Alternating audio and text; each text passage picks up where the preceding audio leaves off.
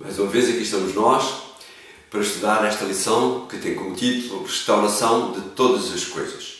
E hoje, domingo, a lição fala-nos que nós fomos criados à imagem de Deus. Os versículos 26 e 27 do capítulo 1 de Gênesis diz que o homem foi criado à imagem de Deus e que Deus lhe deu poder sobre todo o planeta Terra. O que é que isto significa? Ser criado à imagem de Deus e ter poder sobre todo o planeta Terra.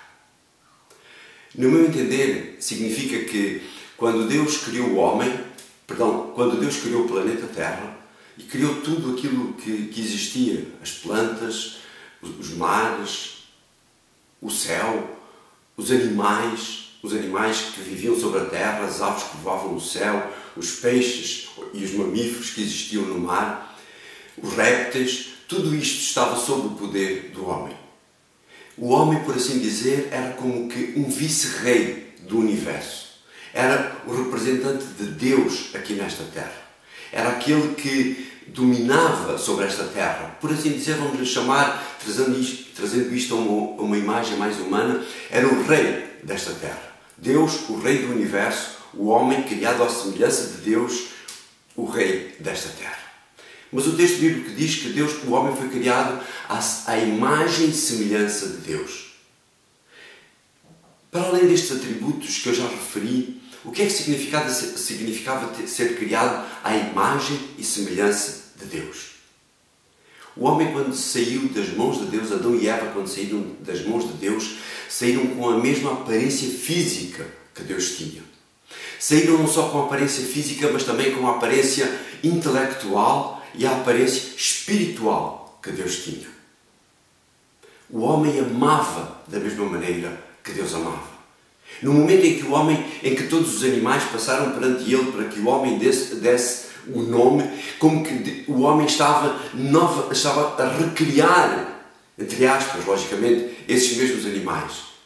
Ele estava a olhar para aquele animal que ele estava a escolher e ele aprendeu a amar cada um daqueles animais da mesma maneira que Deus os tinha amado quando eles saíram das suas mãos. E o homem foi criado exatamente da mesma maneira que Deus era. Adão e Eva eram semelhantes a Deus tanto exteriormente, por fora, como eram interiormente.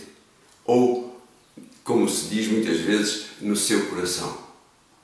O homem ainda tem, eu ainda tenho, tu ainda tens, um pouco. Apesar do pecado já ter tirado muito daquilo que Deus nos deu quando fomos criados no Jardim do Éden. Quando o homem foi criado no Jardim do Éden.